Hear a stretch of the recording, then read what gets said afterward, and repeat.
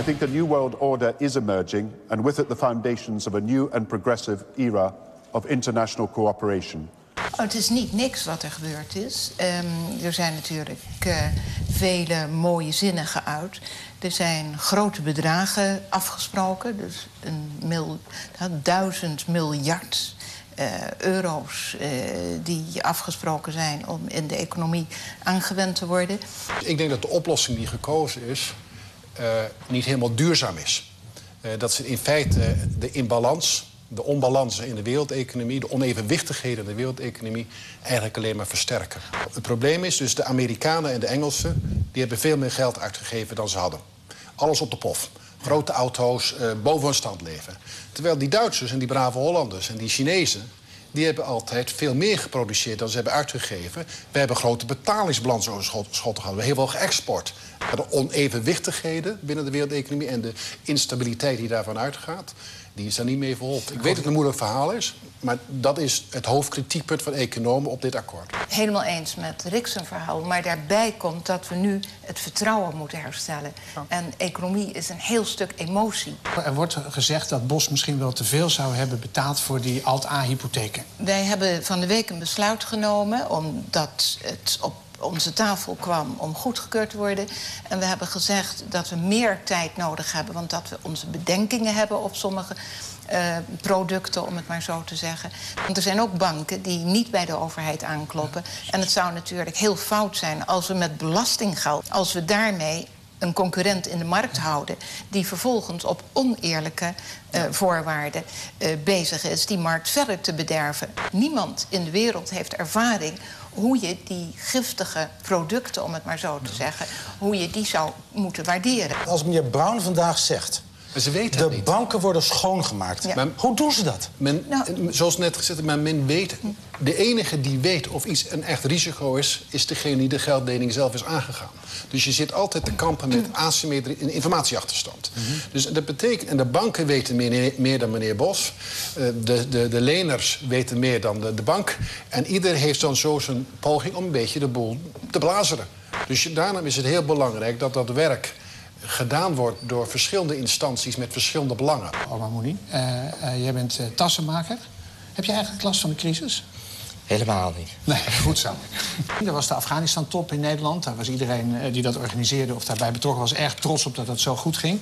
Jij hebt daar eigenlijk ook op een bepaalde manier mee gedaan. Want alle vrouwelijke delegatieleden hebben van jou een tas gekregen. Ja, ik heb een tas ontworpen voor de gemeente Den Haag.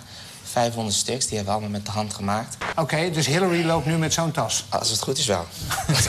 Jij bent als 9-jarige vanuit Somalië hier naartoe gekomen. Gevlucht, mag je dat wel noemen. We werden hier goed opgevangen. In allerlei verschillende asielzoekerscentrums gezeten.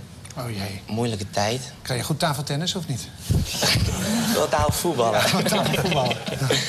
En zoveel jaren later ben je een beroemde tassenontwerper. Ja. Waar leer je dat? Toch niet tijdens de tafelvoetballen? Nee, ik heb het geleerd aan de keukentafel bij mijn moeder. Dus kwam ik altijd thuis bij de keukentafel, was de tafel voor de tassen. We hebben je ook uitgenodigd omdat je een soort model bent voor het mbo. Het is niet alleen naar school toe gaan.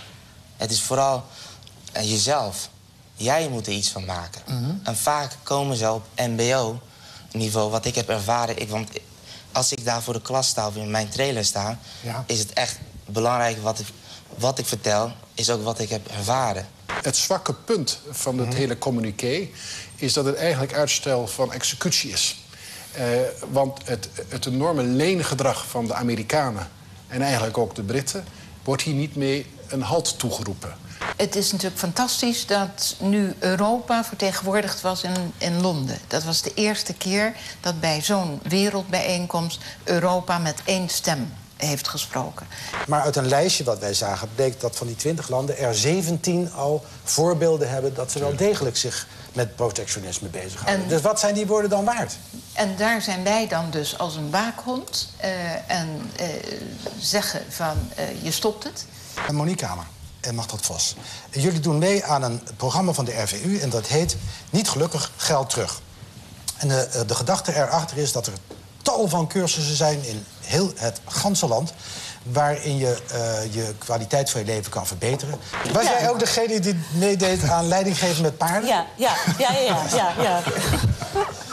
Maar vertel. Nou ja, dat is nog best wel shocking voor mij, want ik ben een paardenmeisje. Ik ben gek op paarden en ik dacht, nou ja, god, wat kan er moeilijk aan zijn? Ik trek zo'n paard gewoon de wei uit aan zijn touw. Nou, hij zet zich geen stap.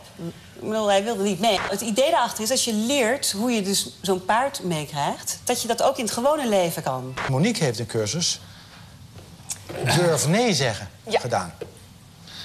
Ja. Was je daar niet goed in? Nee. Ja. Het is wel een vrouwenprobleem, volgens mij. Ja, Natuurlijk is het vrouw. Mevrouw Kroes dan niet weg. Je kan heel goed nee zeggen. Het vak om nee te zeggen. Heel goed.